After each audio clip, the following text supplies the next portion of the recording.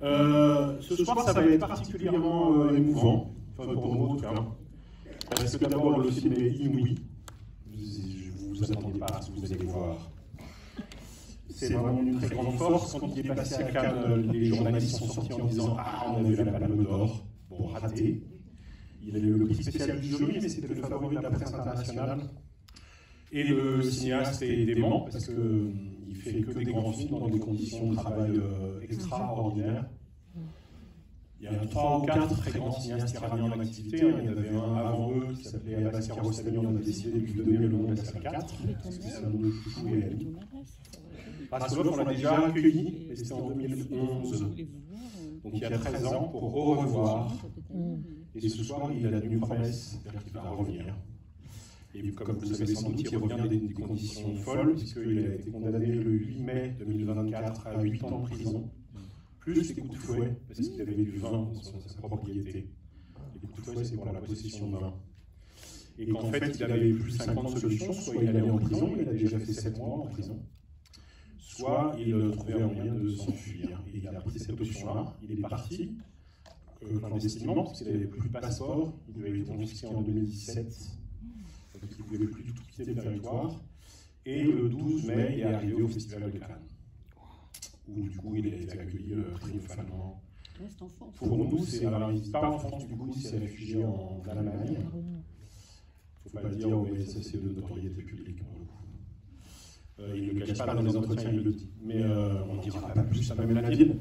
Parce que du coup, voilà, c'est un des hommes traqués un peu quand même, ainsi que son équipe, puis on en parlera sans doute. Oser faire ce film, c'est fou, quoi. Voilà, donc c'est un des très grands films politiques de cette année. Il y en a quelques-uns, il y en avait qu'un d'autre. Un grand film chinois de Louis, par exemple, qu'on montrera dans le prochain programme. Peut-être qu'on fera un dialogue à distance avec Louis sur ce film. J'y pense parce qu'ils utilisent tous les deux les images d'Internet comme moyen de révolte et de révolution.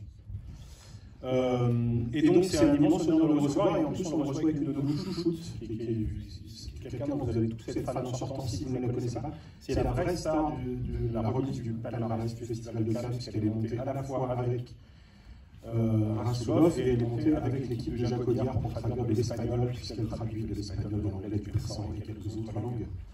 Elle s'appelle Massoumé Beleji et je pense que vous ne l'oublierez jamais. C'est la meilleure traductrice du monde. On peut le dire. Donc voilà, donc entre un grand cinéaste, un héros citoyen et la plus grande traductrice du monde, vous avez bien fait de venir ce soir. Bonne projection et à tout à l'heure.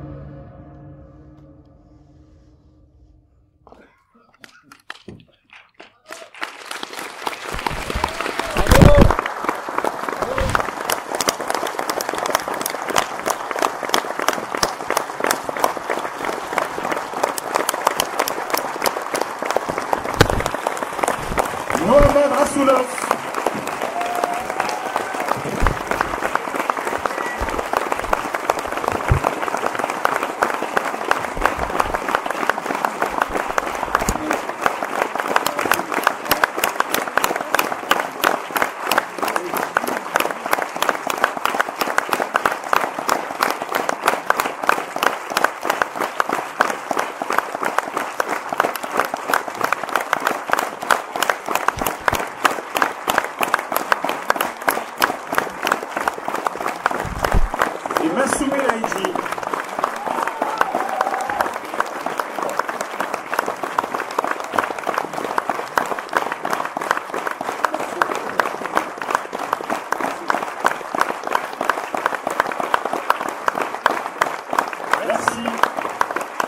Pour la cabine, on va essayer d'allumer la scène, s'il vous plaît, si ça fonctionne. Je vais commencer par poser 3-4 questions, parce que comme je suis à ma 3e vision et que j'aime de plus en plus le film, j'ai envie d'en parler pendant 3h12. Je vais être sobre. Parenthèse, c'est la deuxième fois que je vois en public, c'est la deuxième fois que ça se finit par une standing ovation, et je pense pas que ça arrive à chaque fois, en fait. Donc, je suis assez ému déjà. Il y a la On va pas se mettre derrière parce qu'on a mis la lumière exprès, vous savez. J'ai envie de commencer par poser une question. Alors, mes 2 premières questions vont être un peu amples, mais comme c'est Massoumé, je sais que je peux.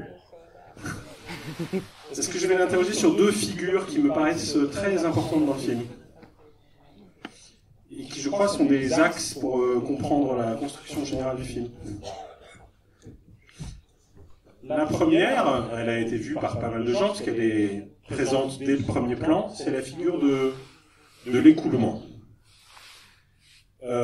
Cet écoulement, donc, il est valable pour la métaphore utilisée pour justifier le titre, les graines du figuier sauvage, et ces graines qui tombent, et qui finissent par constituer un arbre, du haut vers le bas d'abord, et qui assèche l'arbre qui l'accueille. Mais cette figure de l'écoulement, elle passe aussi évidemment par la figure des balles, celle qu'on remet avec l'arme à l'enquêteur, à qui on promet une carrière de juge, et puis évidemment celle qui tombe dans le lavabo quand on enlève les balles qui ont frappé le visage de la jeune femme accueillie dans la famille. Mais en fait, cette figure, elle traverse d'autres motifs. Et ce soir-là, quand j'ai revu le film, j'ai été très frappé par 2 scènes qui se répondent.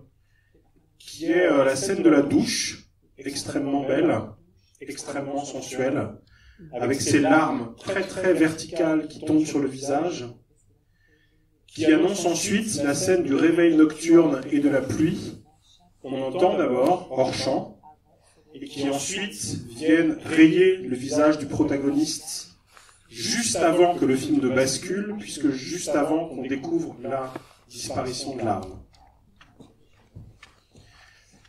Alors, je pose une question dans un premier temps banale, puis après on va essayer de voir les conséquences de l'écoulement sur la 2e idée de mise en scène. C'est que ces graines du figuier sauvage, dans le film, elles restent à l'état de métaphore. On explique dans les premiers cartons, mais c'est au spectateur de faire le travail de compréhension, même si le spectateur fait ce que je fais là, c'est-à-dire il fait le lien avec certaines figures ou certaines constructions des plans du film. Et le travail que le spectateur peut faire, c'est évidemment de se dire que ces graines ont à voir avec une rupture générationnelle qui est très importante dans le film et qui structure la famille, c'est-à-dire que la vieille génération proche du pouvoir ne comprend plus du tout les aspirations de la jeune génération.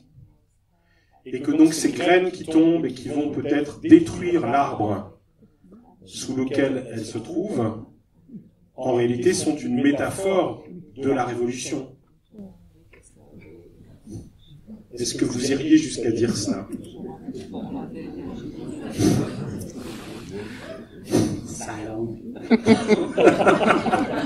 خیلی ممنونم که بعد این فیلم اومدید. خیلی متشکرم از پیرامید، متشکرم از ستون، متشکرم. یکم فکر کنم به شما جواب بدم. Merci beaucoup à vous tous d'être venus voir le film. Merci à Pyramide de vous proposer cette avant-première. Et merci à toi, Stéphane, de nous accueillir. Je vais un peu réfléchir et répondre à tes questions. در استعاره‌ای که توی نام فیلم هست یک دوگانگی من می‌بینم و این خیلی بستگی به دید تماشاچی داره که این رو در کجای فیلم تعبیر کنه. Dans la métaphore présente dans le titre, je vois une ambiguïté et cela dépend vraiment de la lecture du spectateur, à quel endroit il situe cette métaphore. انجیل معابد یه درختیه که این مقدار بار تقدس داره به دلیل ماهیتی که در گذشته در فرهنگ‌های مختلف داشته، یک بار قدسی با خودش داره، ولی به نظرم یه قدری هم درش یک ایده اخلاقی نهفته شده که وقتی میخواد به حیاتش ادامه بده مجبوره یا ذاتاً حیات دیگری رو از بین میبره. بنابراین من مطمئن نیستم که بشه گفت که نسل جدید میخواد این کار بکنه، چون فکر میکنم که ذات جنبش زن، زندگی، آزادی و اصولاً حرکت زنان در ایران یک ذات خشونت پرهیزه و به نظر من این مهمترین ویژگیشه.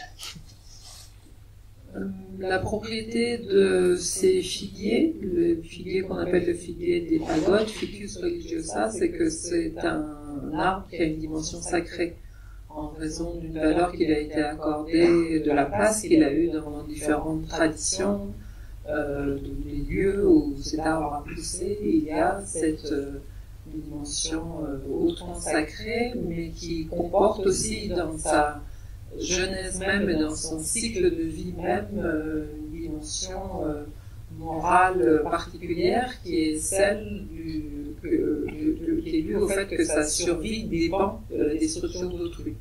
Il ne peut vivre que s'il supprime l'arbre.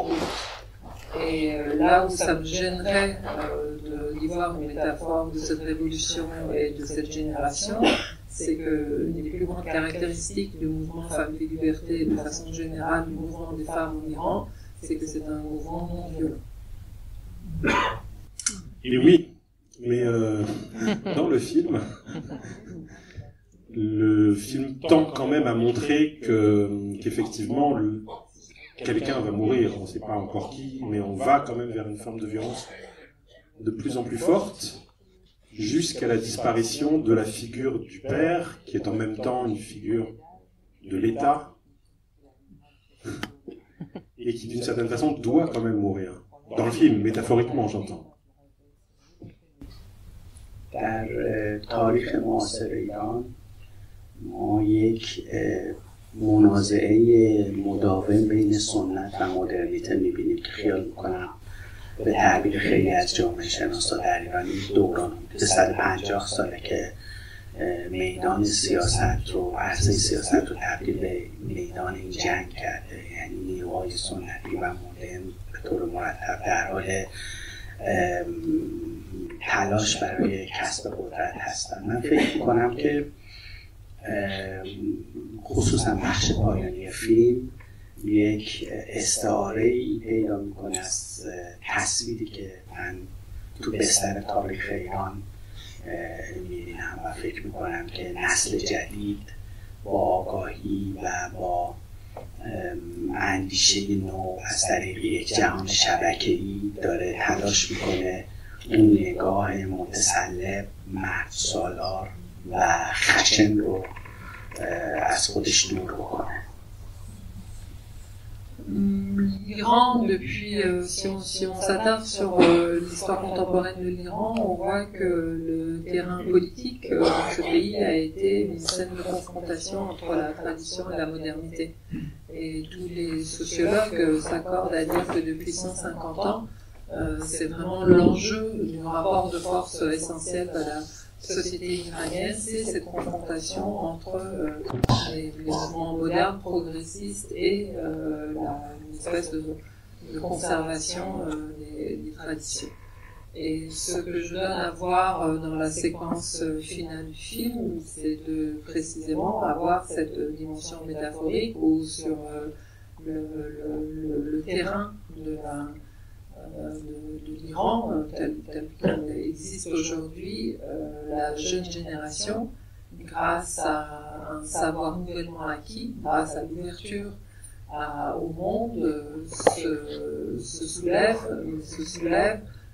justement en se confrontant à cet autoritarisme, à ce patriarcat et à la violence de l'ancienne génération. Alors, on va s'arrêter 2 secondes sur ce plan-là, ce que j'ai vu positif cet après-midi. Puis après, je vais reprendre le fil du goutte à goutte que j'évoquais tout à l'heure. Pourquoi ce plan-là? Parce que dans positif, vous dites, il y a des tas de choses que j'ai pas pu faire comme il faut, et on reviendra après sur les conditions de tournage qui sont complètement folles. Et en particulier, ce dernier plan, j'en suis pas content, il est né des contraintes, mais c'est pas ce que je voulais faire. Alors j'explique ce que moi j'y vois, et puis ensuite vous m'expliquez, si vous voulez bien, pourquoi il vous satisfait pas et ce que vous vouliez faire. Pour moi, il y a 2 vertus, entre autres, 3, allez. La première, c'est que dans ce paysage-là, effectivement, on a l'impression que c'est une métaphore de l'Iran dans son ensemble, et que c'est un champ de ruines. Et donc tout à coup, là, ce décor si frappant qu'on a entrevu la première fois qu'ils vont dans ce village, vers la maison natale, est de fait un champ de ruines, donc susceptible de s'écrouler à tout moment. La deuxième chose, c'est qu'on a peur que la fille tire, que la mère, dans un premier temps, ou la fille tire, mais en fait, si on entend bien, je crois, si on voit bien, il n'y a probablement pas meurtre, il n'y a pas parricide, il n'y a pas... Il s'effondre, quoi, il s'écroule, et donc elles ne sont pas responsables de sa disparition. Ça, j'imagine que c'était une idée importante, y compris sur la non-violence du mouvement et de la jeunesse iranienne. Et la troisième, et je termine là-dessus, et ça je ne sais pas du tout si vous l'avez pensé, donc je le tente, c'est que cette mort est verticale. Elle est verticale, et donc elle est comme les graines du figuier sauvage, elle tombe, elle est comme les gouttes que j'évoquais tout à l'heure, elle tombe, elle est comme les balles, et elle est comme une figure très importante si on relit ce film au précédent, le diable n'existe pas, elle est comme les pendus. Or, c'est bien ça qu'on lui approche, c'est d'être un bourreau, comme dans le film précédent. خیلی جالبیه برای اینکه فکر میکنم قبلا این همون چیزی که من فکر میکردم یه سقوطه و سقوط در چیزی که خودشون درست کردن، اون ویرانه‌ای که به وجود آوردن از دهه‌ها فشار و ناکارآمدی. در این حال فکر میکنم که بحث تمام دختر کوچیک سنا همین تلاششو کرد که با کار گذاشتن اون اسم کرام بلند و بهش یادآوری کنه که صدای خانواده‌اش رو بشنوه و از اون در واقع ارتباطی که قطع شده اون رو دوباره با اون فضا برگردونه و بهش یادآوری کنه که ما اون حالتیم ولی انگار اون دیگه نمیشنوه و تمام فکرش متمرکز اون چیزی که میخواد. Oui, c'est une interprétation très intéressante puisque, en effet, ça renvoie vraiment à l'idée qui était la mienne, c'est qu'il s'agit d'une chute.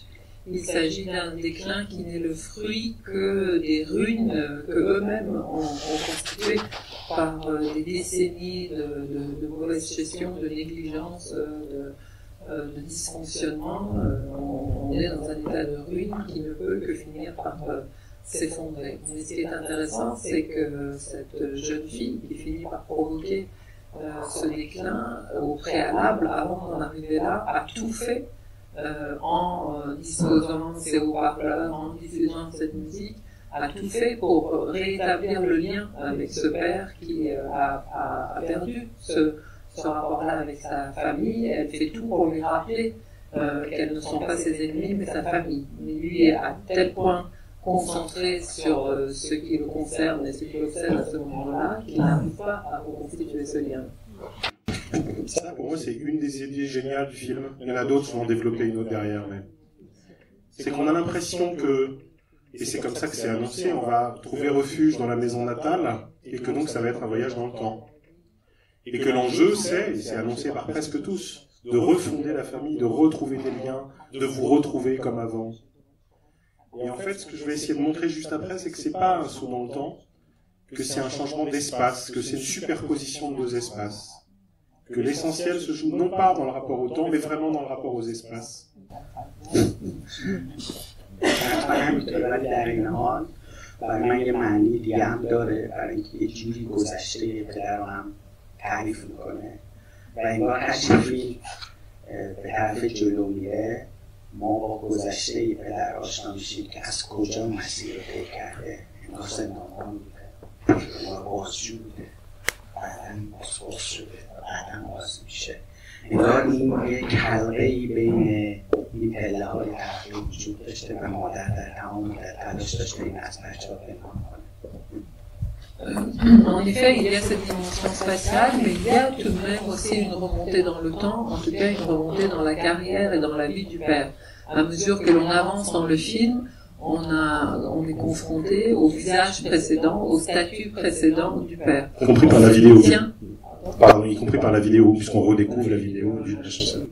On se dit, tiens, en fait, avant d'être juge d'instruction, il a été inspecteur, avant d'être inspecteur, il a été interrogateur, avant il a été gardien de prison. Et on découvre ces visages-là, cette ascension lors de laquelle la mère s'est toujours débrouillée pour que ses filles ne sachent pas les vies précédentes du père. Finalement, là, en remontant en arrière, en redescendant cet ascenseur, on découvre son passé. Oui, d'ailleurs, elle a cette phrase que je trouve géniale qui est j'ai tout fait pour que vous ne voyiez pas ce visage-là. Et ça a à voir avec ce que je vais développer juste maintenant, puis après un moment, je vous foutrai la paix, puis je passerai la parole au public, mais c'est mon idée principale. C'est que la figure de l'écoulement, elle s'oppose à une deuxième figure que je trouve très importante dans le film, qui est la figure du cloisonnement. Alors, pourquoi le cloisonnement ? Parce que très vite, la question de chacun sa chambre, par exemple, d'isoler les espaces, est primordiale dans la mise en scène. D'abord, c'est un appartement aveugle, c'est-à-dire qu'il ne donne jamais sur la rue ou presque. On fait tout pour fermer les rideaux, pour s'enfermer, y compris au prix d'une paranoïa. Mais ce cloisonnement, donc la bonne nouvelle pour les filles, par exemple, c'est qu'elles vont enfin ne plus dormir ensemble et que chacun aura sa chambre et que chacun aura son espace. Et ce cloisonnement, il n'est pas seulement spatial, il vaut surtout pour le rapport entre la vie professionnelle et la vie familiale. C'est-à-dire que cet homme a une vie professionnelle qui doit rester secrète, qui doit rester cachée à la famille. Or, et c'est pour moi c'est ça l'idée géniale du film, c'est que ce cloisonnement va petit à petit se lézarder comme des murs et s'effondrer, de sorte que la vie professionnelle et donc les enjeux politiques vont se ramener entièrement sur la vie domestique et sur la famille. C'est-à-dire que l'interrogatoire va avoir lieu dans une maison privée, il va venir lézarder la famille, le fait de filmer les interrogatoires à la fin, tout à coup, ce qui était hors champ, non seulement bascule dans le champ, mais bascule dans l'espace familial et le détruit. بله کاملا درست متوجه شده. من فکر می‌کردم که کسی که قادر با دیگران این کارو بکنه و توی حرفش به این نوعی بیرحمی رسیده، در یه موقعیتی ممکنه همین کارو حتی با نزدیکان خودش بکنه. و توی تاریخ انقلاب‌های مختلف از جمله انقلاب 57 ایران ماهوارها میشنیدم که خیلی از کسانی که توی عنوان انقلابی توی جریان انقلاب نقشای مهمی داشتن، فرزندان، برادران، خانواده‌های خودشون رو با بی‌رحمی از بین بردن، چون فکر می‌کردن اعتقادشون از خیلی چیزایی که دارن مهم‌تره.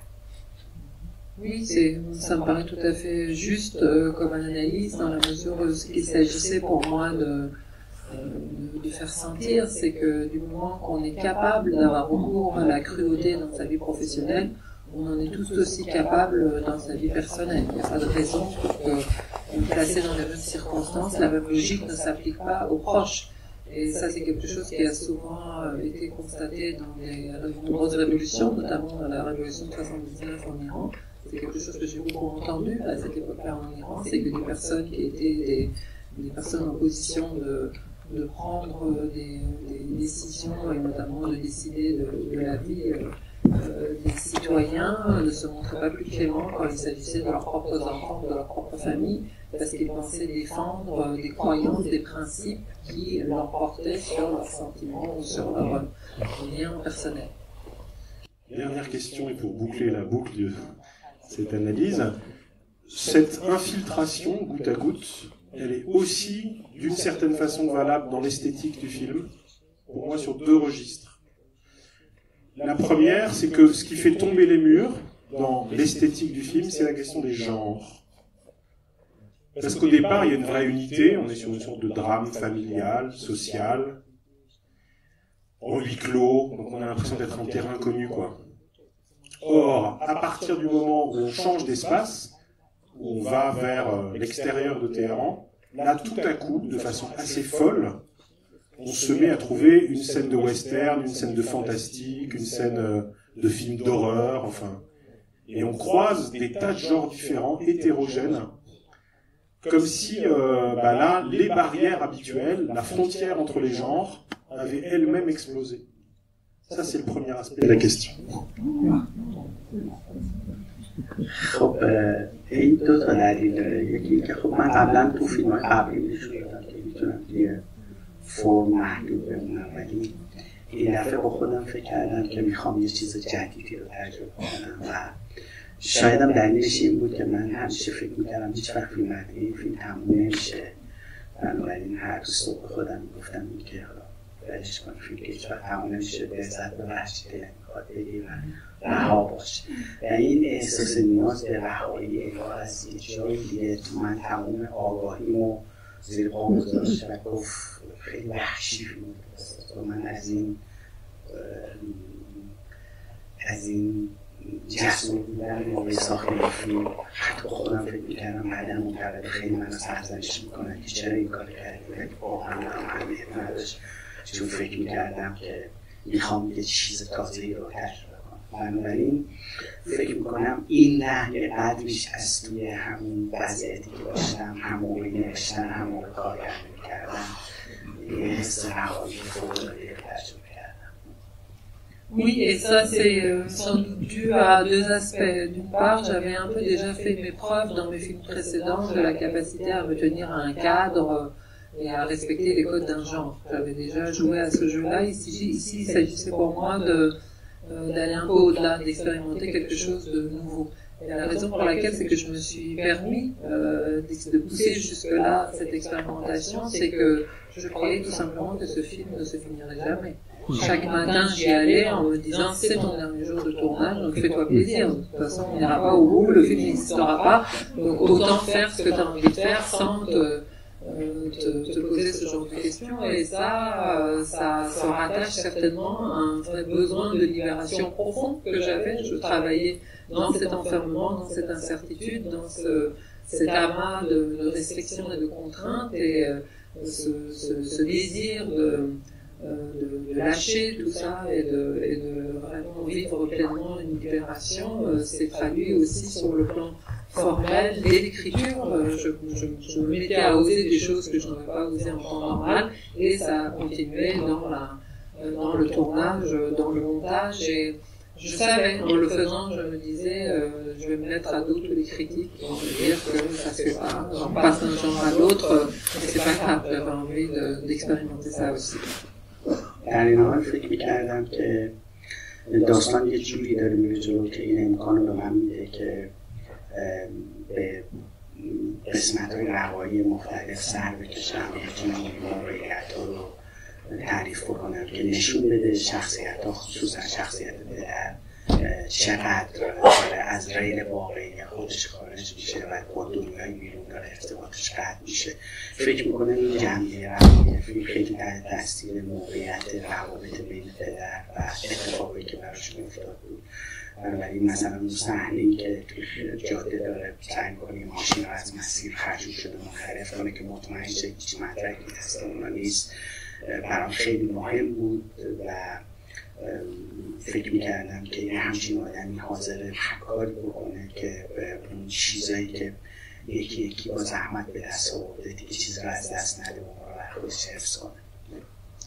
Mais c'était pas non plus innover pour innover ou faire plaisir. Il y avait quand même une pertinence dans le sujet du film, dans ce que je voulais donner à voir du parcours des personnages et notamment du parcours du père. C'est-à-dire les choses se tiennent tant que lui aussi se tient sur des rails, et à partir du moment où il déraille, je trouvais intéressant que le film aussi déraille avec lui, et ça commence avec cette séquence de course-poursuite en voiture, où on voit qu'il veut à tout prix éliminer cette voiture, la mettre hors champ pour dégager une fois pour toutes de la route et de sa route tout ce qui pouvait mettre en péril, tout ce qu'il avait si chèrement gagné dans sa vie en termes de statut, en termes de réussite sociale. Il s'agissait pour lui de complètement lâcher prise lui aussi, donc le film pouvait le faire à son image. Et justement, cette scène est clé, ça fait partie des virages que prend le film, et elle nous introduit sur la dernière chose qui crée du goutte à goutte et que je trouve extraordinaire, qui est pour moi la chose la plus stupéfiante du film, probablement esthétiquement. Ce goutte à goutte là, ce sont les images vidéo. En fait, jusqu'au surgissement des images vidéo, on a un sentiment de très forte maîtrise qui ne nous surprend pas de la part de Mohammad Rassoulov. Le lien entre les personnages est formidablement construit, c'est extrêmement intelligent, mais tout à coup, quand il y a ce goutte à goutte du surgissement du réel par l'image vidéo, le film gagne une ampleur extraordinaire, y compris dès la première scène. La première scène, c'est quand la mère regarde la télé, ça commence par des actualités sur la rentrée, l'achat des fournitures scolaires, et tout à coup, on enchaîne sur des troubles dans Téhéran qui, évidemment, sont condamnés par la télévision. Et là, on voit les deux filles qui font autre chose sur leur téléphone portable, et on se dit, a priori, qu'elles doivent faire comme nos gamins à nous, jouer à des jeux à la con, faire autre chose, quoi. Et elles font pas du tout autre chose. Voilà. Elles regardent les mêmes événements traités d'une certaine façon par le réel, par la subjectivité des manifestants, et là, tout à coup, s'infiltre. C'est pour ça que je parlais d'infiltration, une espèce de venin qui va venir détruire le discours officiel, dénoncer la mensonge de la télévision d'abord, puis du père ensuite. Donc j'imagine que dans le projet dès l'origine, il y a cette idée-là que le rapport au réel est faussé par la télévision, c'est le seul rapport à l'extérieur qu'a la mère en particulier, mais sa fille lui dit « mais tu crois à la télévision ?» Et du coup il y a cette espèce de source de vérité représentée par la possibilité des vidéos et d'Internet. برای سالهای خیلی زیاد درها پروپاگاندای جمهوری اسلامی روایت مسلط بود روی تاریخ این دوران. در واقع تاریخ رو دستکاری میکرد، واقعیت رو دستکاری میکرد و اون مسلط میکرد از طریق تلویزیون و افکار عمومی و صدای شنیده نمیشد. در دهه 60 در ایران اعدامات خیلی زیادی اتفاق افتاده، هزاران نفر کشته شدن، ولی اون موقع خیلی کسی نتونست به کسی اطلاع بده و خانواده ها از ترس در سود خودشون غرق شدن. Pendant des décennies, la République islamique avait une propagande, un discours unique qui était le discours dominant, où la vérité était masquée, manipulée et livrée selon le schéma qui était dessiné, conçu par le gouvernement et transmis au peuple iranien tel quel comme seul discours possible et aucun discours parallèle, aucun discours qui vienne remettre en question cette propagande-là. À titre d'exemple, dans les années 80 en Iran, il y a eu des milliers d'exécutions, des familles entières ont été décimées, endeuillées, et ça ne s'est pas tellement su, on ne fait pas tellement en parler, et les familles n'ont fait que s'enfermer et se noyer dans leur propre chagrin et dans leur deuil. بر نسل من سالها طول کشید تا درک کنه زیر چه فشاری از پروپاگاندا هست و چه سوء تفاهمی راجع به واقعیت داره و طول کشید که متوجه شد واقعا درش داره چه اتفاقی میفته. اما نسل جدید از طریق جهان شبکه‌ای و از طریق همین تلفن‌های همراه دیگه حاضر نیست مقابل تلویزیون مثل یه معبد بشینه و گوش کنه به تلویزیون به عنوان یه سخنگوی چی میگه، بلکه دسترسی به واقعیت داره. جمهوری اسلامی تمام تلاشش رو کرد که در جریان جنبش زن زندگی آزادی هیچ تصویری از دل سرکوب بیرون نیاد، ولی به نظرم اتفاقی که افتاد مردم شجاع خصوصا جوان‌ها و نوجوان‌ها با به خطر انداختن خودشون و تلفن‌های همراهشون صحنه‌ها رو ضبط کردن و بعضی از این صحنه‌ها به قدری تکان دهنده هست که من به خودم اجازه ندادم توی فیلم بذارم. اون دردناکه و من فکر میکنم این تقابل از طریق تو داستان از طریق همین مهربونی ایجاد میشه. Et pour ma génération, il a fallu beaucoup de temps, de nombreuses années, pour ne serait-ce que prendre conscience de cette chapeau blond et de la façon dont notre perception du monde était complètement transformée, opacisée par ce discours-là et la difficulté que l'on avait à s'en défaire, à aller plus loin, à chercher plus loin. Et pour la génération actuelle, c'est une évidence. La recherche de l'information, ils le font eux-mêmes directement avec l'instrument que leur offre la technologie Internet, et ils ne s'attarderaient jamais, comme le fait la génération de la mère, devant une télévision que l'on regarderait comme un temple pour recevoir une sorte de vérité unique et absolue dont les spectateurs sont abreuvés constamment. La génération suivante n'a pas hésité à faire circuler les images de la répression du mouvement de protestation Femmes, Vie, Liberté, puisque la République islamique a fait des efforts énormes pour que ces images ne circulent pas, pour qu'il n'y ait aucune image de la répression qui soit visible en Iran et en dehors de l'Iran. Et ce sont ces jeunes gens, ces adolescentes et ces adolescents qui, au péril de leur vie, avec leur téléphone portable, ont filmé ces images-là et les ont fait circuler partout dans le monde. Et certaines de ces images sont tellement poignantes, tellement bouleversantes, que je n'ai pas osé, je ne me suis pas permis de les utiliser dans le film. Mais malgré cela, c'est grâce à cet instrument-là que cette rupture a eu lieu entre la génération soumise à la propagande et celle qui n'en a rien à faire. Et c'est cette confrontation-là que j'ai voulu montrer dans le film. Qui pose la première question du public? Ouais.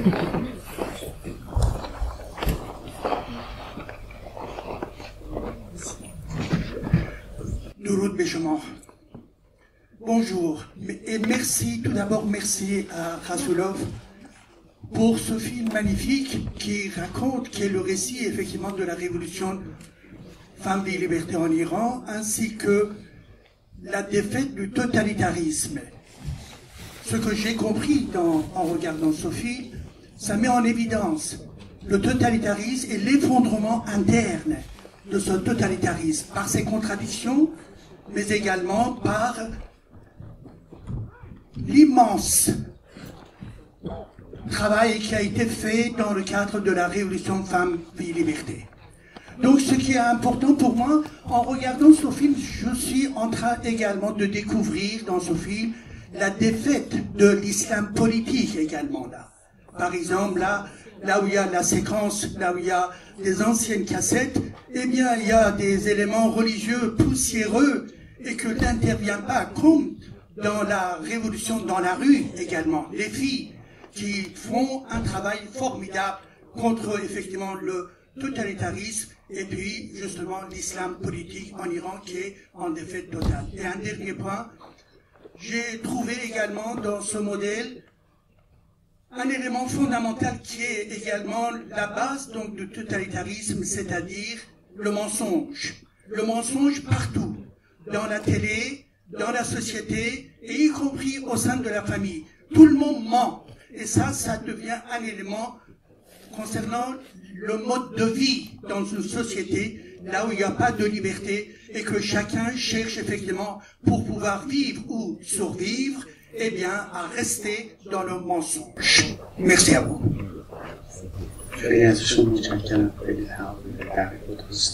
Merci beaucoup pour ces analyses très justes et très belles. Qui veut poser une question ou formuler une réaction? Oui, pardon. Bonsoir. Déjà, merci pour ce film. Maintenant, je vais essayer d'être courte. Je voudrais savoir un peu les conditions de tournage. Comment ça s'est passé, dans quelles conditions, les risques ou pas risques que vous avez pris. Et en même temps, comment vous avez pu récupérer les vidéos. اول قسمت دوم سوال شما رو پاسخ میدم. وقتی که جنبش زنان ایران با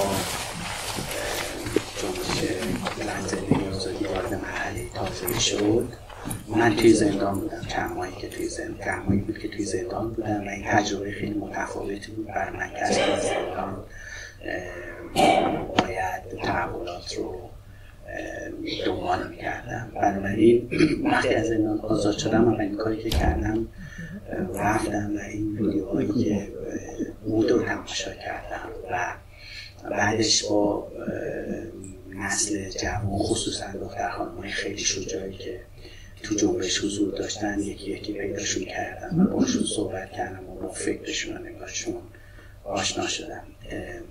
بنابراین هر دوی این قسمت به علاوه شناختی که طی بیش از 15 سال از اون درمی با تقابل با سانسور و بعد با دستگاه امنیتی توی ایران برام به وجود اومد، اون آگاهی‌ها و اون تجربه‌ها به علاوه این اطلاعات همشون توی داستان مداخله کردن.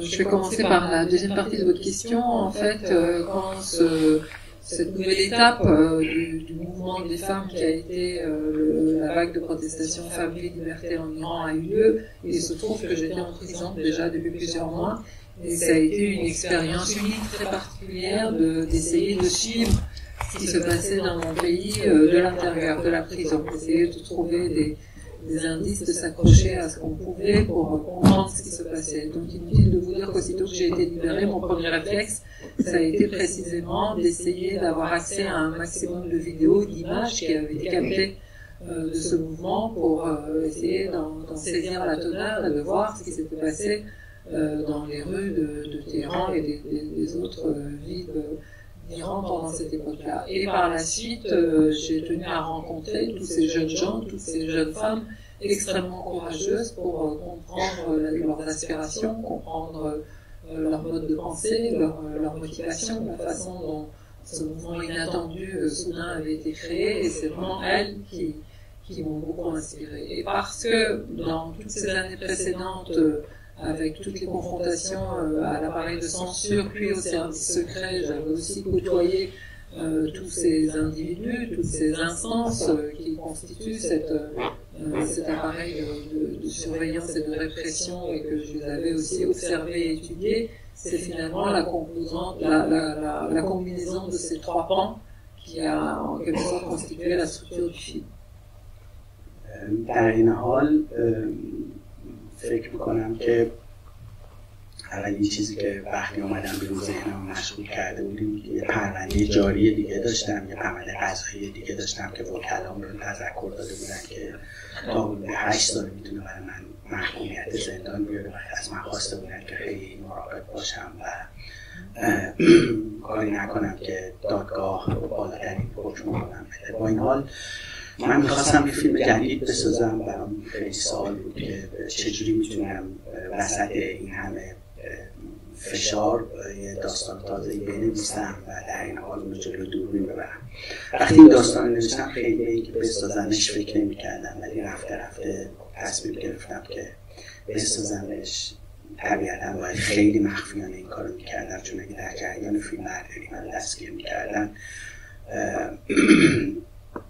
باید میرفتم و احتمالاً یه مدتی من رو نگه می‌داشتن تا حکم بعدی پرونده جاری من بهش اضافه بشه و اصلا یه چیز خیلی طولانی می‌شد و این منو نگران می‌کردن. ولی قبل از اینکه اون حکم جدید بیاد من فیلمبرداری رو خیلی مخفیانه با کمک آدمایی که هر حال شبیه خودم فکر می‌کردن و دوست داشتن توی طراحی نسل مشارکت داشته باشن شروع کردیم و وسطای فیلمبرداری بود که حکم 8 سال زندان رو یک صبح به من اعلام کردن.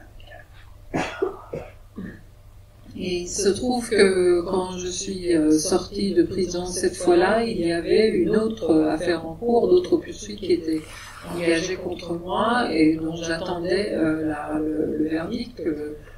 Le procédure et mes avocats m'avaient dit que j'encourais une peine de 8 ans de prison ferme et que donc il fallait que je sois très prudent pour essayer d'échapper à la sentence maximale.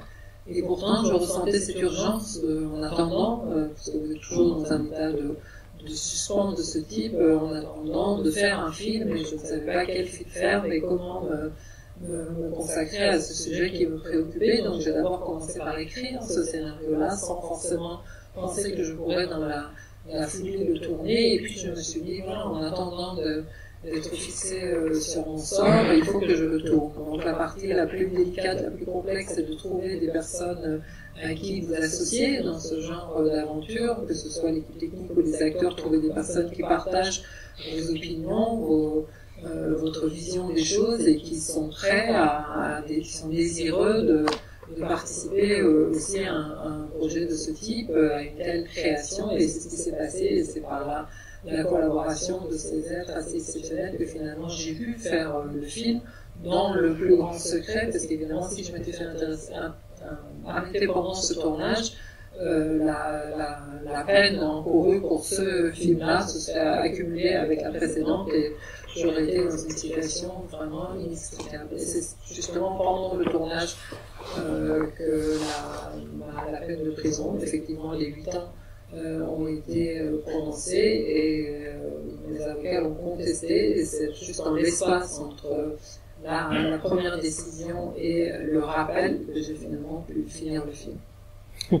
خب اولین کاری که کردم با وکلا تماس گرفتم، گفتم که با ترجمه‌ای که ما به این حکم اعتراض می‌کنیم چقدر طول می‌کشه که حکم مجددا تایید بشه و به اجرا در بدون. من گفتم حدود 2 ماه می‌کشه و بعدش هم که تعطیلات سال نوروز توی ایران بود و حدود 2 هفته تعطیل شد و من دیدم تقریبا 2 ماه و نیم وقت دارم برای تموم کردن فیلم برداری.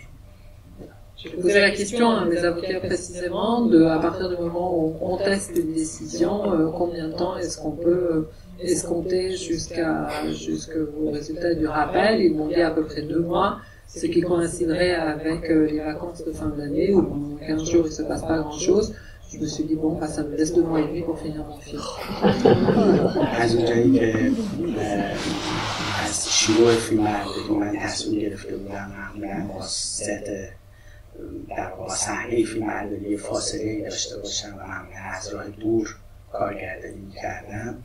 بعد از اینکه دیگه حکم اول اومد و می‌خواستم فیلم برداری کنم مراقبت‌ها رو بیشتر کردیم، ولی با این حال میشه گفت من تقریبا معمولا مستقیما توی صحنه فیلم برداری نبودم و از راه دور کارگردانی می‌کردم.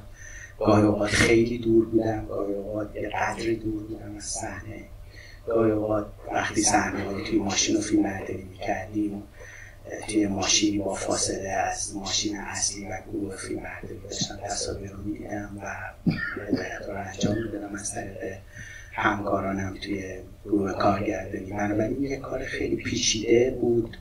در این حال میشه گفت راه دیگه‌ای هم نبود. همه اینا می‌دونستن که تنها راهمون اینه که خیلی توجه به گروه کرد نشه تو صحنه‌هایی که توی تهران خصوصا بودیم و بعد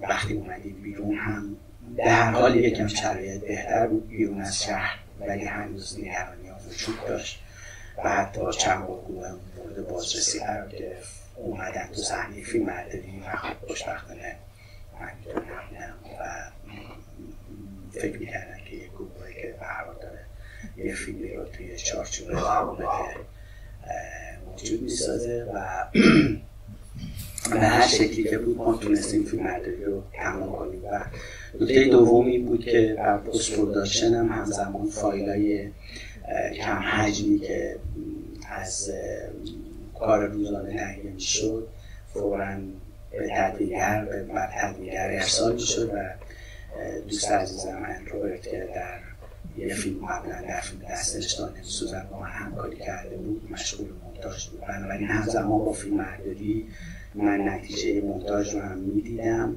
و تقریبا میفهمیدم که کجای کار ایستادم و البته همه اینا فقط با کمک یک گروه فوق‌العاده شدنی بود. فیلمبردار، صدابردار، صحنه، لباس، گیریم، واقعا یکی که بچه‌ها که بودن، بازیگرها که هر کسی به سهم خودش یه باری رو از اون پیش من برداشت و بدون کمک اینا ساختن این فیلم غیر ممکن بود. Et là, vous vous dites, aucun traducteur au monde ne peut traduire tout ça d'un seul trait. C'est parce que vous connaissez pas l'auteur. Excuse-moi.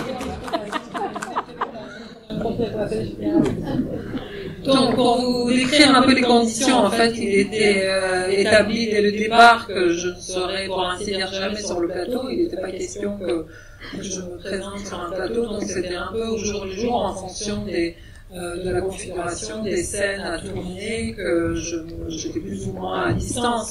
Si c'était dans une pièce, je pouvais être dans un autre logement à proximité. Quand c'était sur la route, j'étais dans une voiture qui suivais plus ou moins avec l'équipe image et je surveillais sur un moniteur et je donnais des indications à distance.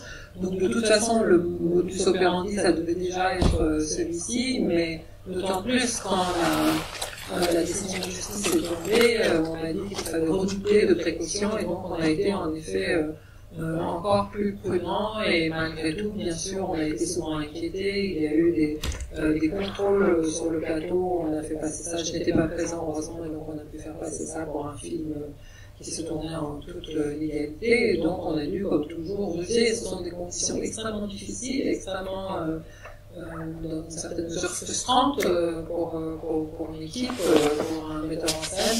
Mais en même temps, c'était la seule condition pour que le film se fasse. C'était ça ou rien.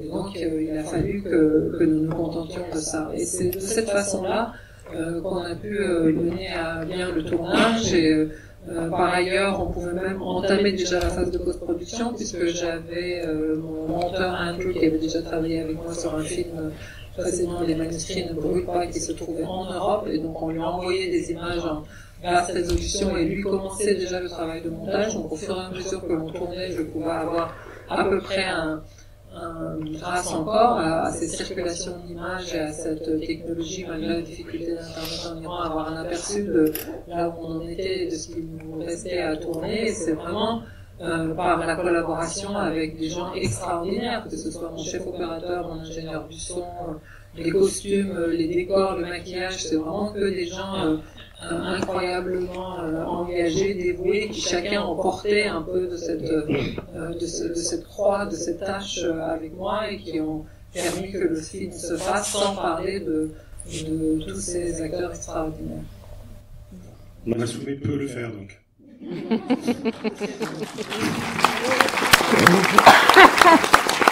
Pour la petite dernière, je précise que Mohamed était en prison parce qu'il avait signé une pétition pour demander que les forces de l'ordre cessent de tirer sur les manifestants.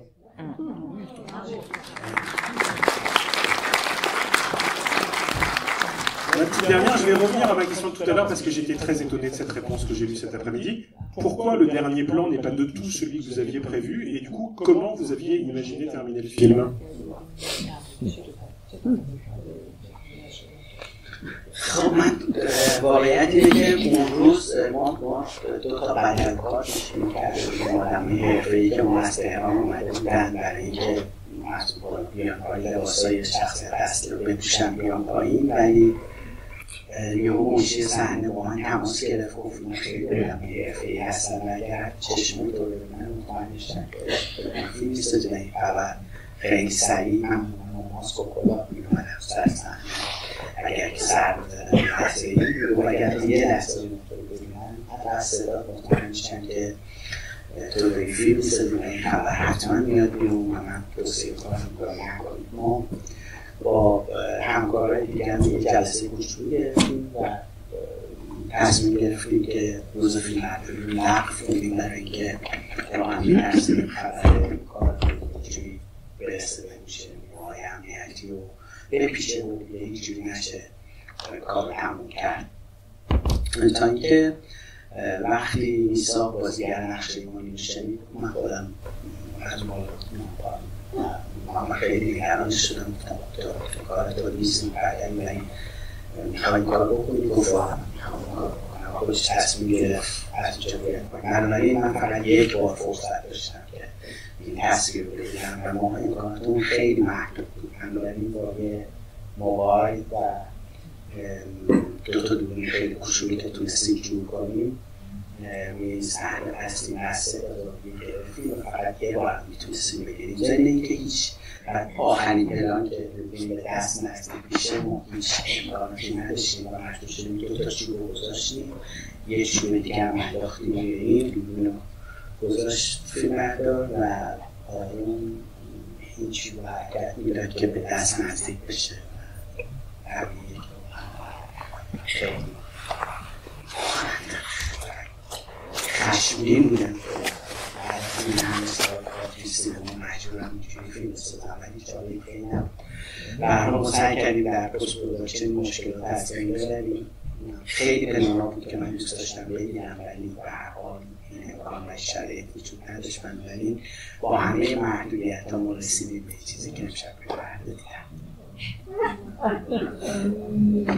C'est pas que je voulais un autre plan, c'est que je ne pensais pas le tourner de cette façon. Pour tout vous dire, on avait embauché 2 cascadeurs pour la scène de la chute du père, et les cascadeurs étaient prêts, ils sont arrivés le matin sur le plateau pour faire le boulot, et là, le script arrive et il me dit, mais c'est absolument inenvisageable de travailler avec ces gens-là, c'est des professionnels du cinéma, ils connaissent tout le monde, il suffit qu'ils te voient, même si tu mets ta casquette et ta barbe et tes lunettes, ou qu'ils entendent ta voix pour savoir que c'est toi, et ça va tout compromettre, donc il n'est pas possible de travailler avec des professionnels qu'on ne connaît pas, qui sont pas dans le secret.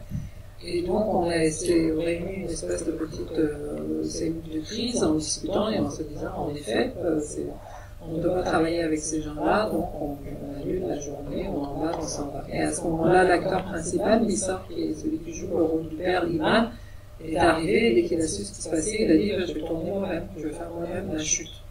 Et je lui ai dit mais non, tu peux pas, c'est pas ton travail. Il a dit si, je le fais. Donc, à partir du moment où lui a accepté, se proposait de le faire, on ne pouvait faire qu'une prise.